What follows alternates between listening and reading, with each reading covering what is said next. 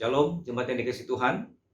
Pagi hari ini saya akan membaca satu bagian firman Tuhan dari Lukas 17 ayat 26 dan 27. Demikian bunyinya. Yesus berkata, "Dan sama seperti terjadi pada zaman Nuh, demikian pula lah halnya kelak pada hari-hari Anak Manusia. Mereka makan dan minum, mereka kawin dan dikawinkan, sampai kepada hari Nuh masuk ke dalam bahtera. Lalu datanglah air bah dan membinasakan mereka semua."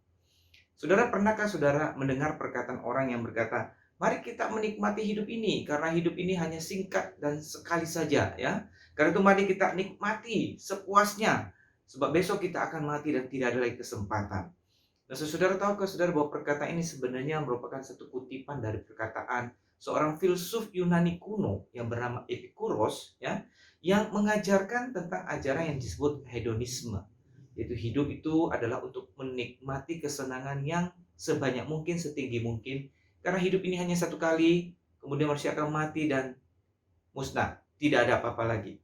Nah, saudara, apa kata firman Tuhan tentang hal ini?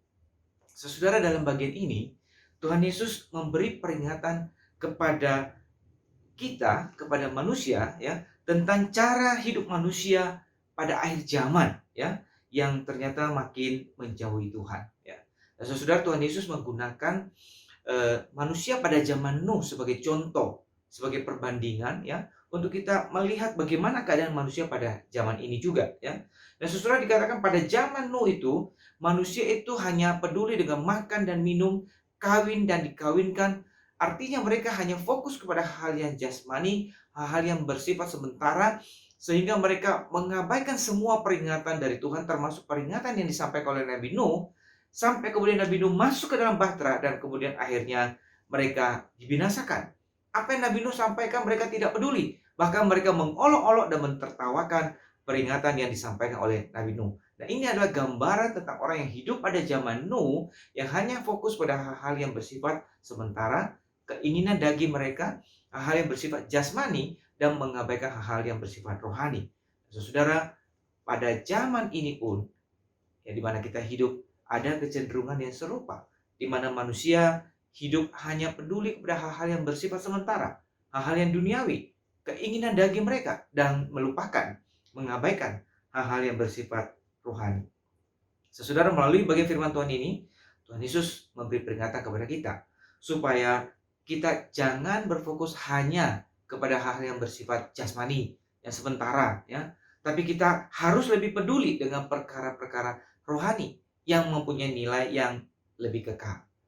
Saudara, di akhir zaman ini manusia akan makin dikuasai dengan cara berpikir yang disebut duniawi, yang hanya memikirkan hal-hal yang ada di dunia ini saja dan melupakan hal-hal yang bersifat kekal. Nah, karena itu kita harus waspada dengan cara berpikir seperti ini yang pada dasarnya berpusat kepada satu filsafat yang disebut materialisme, ya, yang mengutamakan hal-hal yang bersifat materi, dan juga yang disebut hedonisme yang mengutamakan kenikmatan hidup sementara di dunia ini.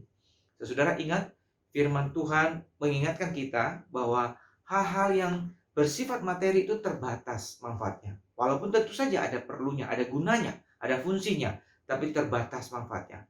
Tapi hal-hal yang rohani bernilai kekal dan bermanfaat untuk membangun iman kita. Karena itu, saudara, mari kita juga fokus, ya, pada hal-hal yang lebih penting, yaitu untuk membangun hidup kita, mengutamakan apa yang Tuhan mau kita utamakan. Di dalam Matius 6 ayat 33 firman Tuhan berkata, "Carilah dahulu kerajaan Allah dan kebenarannya, maka semuanya itu akan ditambahkan kepadamu." Kita diperintahkan untuk mencari kehendak Allah terlebih dahulu, kebenarannya, ya. Lalu kemudian kita berusaha hidup di dalamnya. Artinya dalam menghadapi setiap hal dalam kehidupan kita ini, kita pertama-tama selalu mengutamakan Tuhan dan mencari kehendak Tuhan. Ketika kita menghadapi masalah kesehatan, masalah keluarga, masalah pekerjaan, ya, kita mencari Tuhan terlebih dahulu, mencari kehendaknya terlebih dahulu. Jadi kita bukan hanya ingin segera lepas dari persoalan hidup kita, dari masalah kesehatan kita, masalah pekerjaan kita. Bukan semata-mata demikian. Tapi kita juga ingin melihat bagaimana kehendak Tuhan di dalam setiap persoalan yang kita hadapi. Dan bagaimana kehendak Tuhan ditaati dan digenapi di dalam setiap masalah yang kita hadapi. Sehingga kita menghadapinya dan menyelesaikannya menurut pimpinan Tuhan. Maka dengan demikian, kita bukan saja penuhi di dalam kebutuhan jasmani kita, tapi kita telah mengutamakan perkara-perkara rohani di dalam kehidupan kita. Saudara, pada akhir zaman ini manusia hidup semakin jauh dari Tuhan dan semakin fokus pada perkara-perkara yang bersifat jasmani. Tapi sebagai orang percaya, kita dipanggil untuk semakin mendekat kepada Tuhan dan semakin memperhatikan hal-hal rohani di dalam kehidupan kita. Kiranya Tuhan